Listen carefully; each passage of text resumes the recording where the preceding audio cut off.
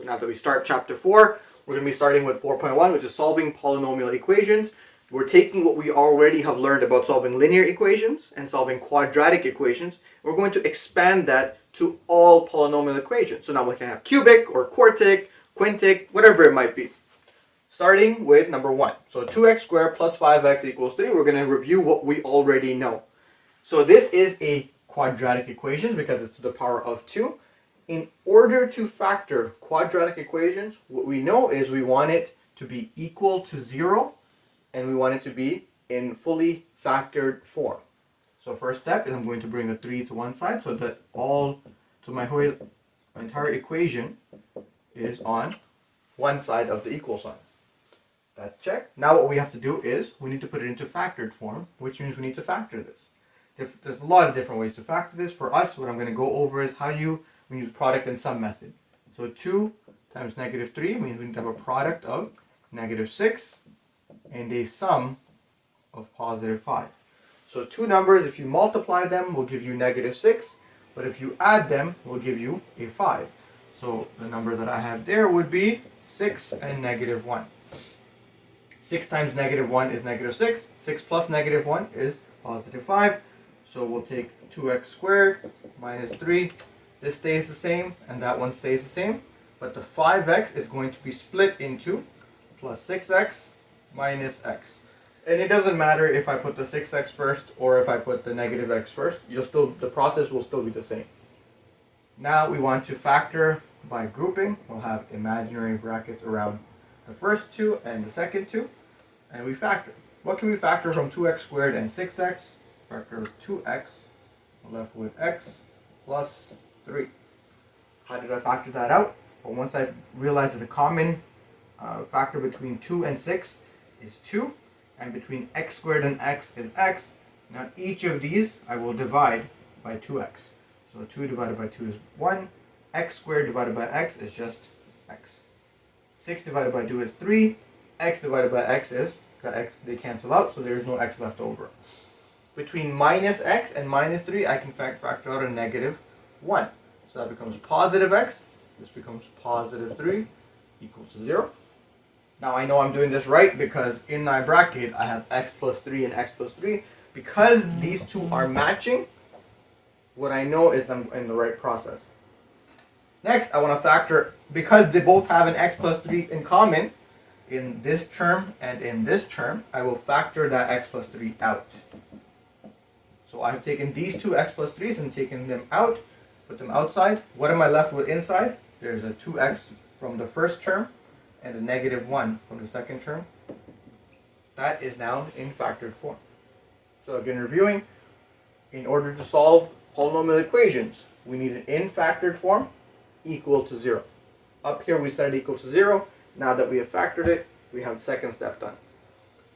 Now, the only way that this term can equal to 0 is if the first bracket is equal to 0 or the second bracket is equal to 0. If x plus 3 is 0, then this would be 0 multiplied by some number. But 0 multiplied by some number would still give me 0. If the second bracket is equal to 0, then the first bracket, x plus 3, will turn into some number. And 2x minus 1 will turn into 0. 0 multiplied by that some number will actually be 0. So what we want to do is we want to find what value of x will make the first bracket into a 0, and what value of x will make the second bracket equal to 0. So I'm going to work with x plus 3 and set it equal to 0. And I'll work with 2x minus 1, set it equal to 0. So each bracket is set equal to 0, and now I solve. So x is equal to negative 3. Take the 1 to the other side. 2x is equal to 1. Take the 2 to the other side and divide. So x is equal to a half. So the values of x in 2x squared plus 5x that will give me a 3 are negative 3 and positive a half. Summarize one more time. Factored form equal to 0. Each factor, each bracket, each polynomial, each, for the most part, will be binomials. Set them equal to 0 and solve. Those will be your roots. Let's take a look at another example now, which includes more than just a quadratic function.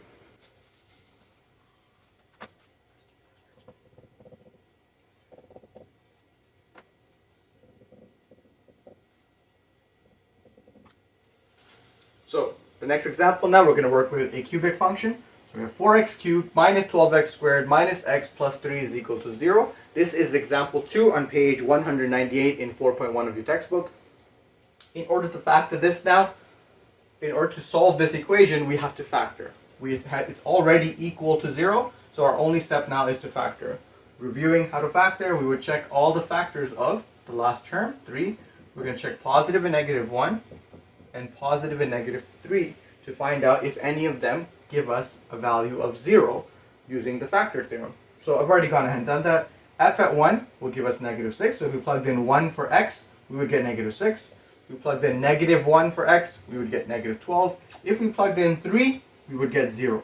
What this tells me is that x minus 3 is a factor, and I just need to figure out what is left over if I take this equation and divide it by x minus 3. So let's go ahead and do that division here on the side. Divide by 3 would be 4, negative 12, negative 1, and positive 3. Let's go through the process. 4 comes down, right? There's an addition.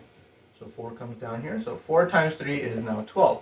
Negative 12 plus 12 is 0. 0 times 3 is 3.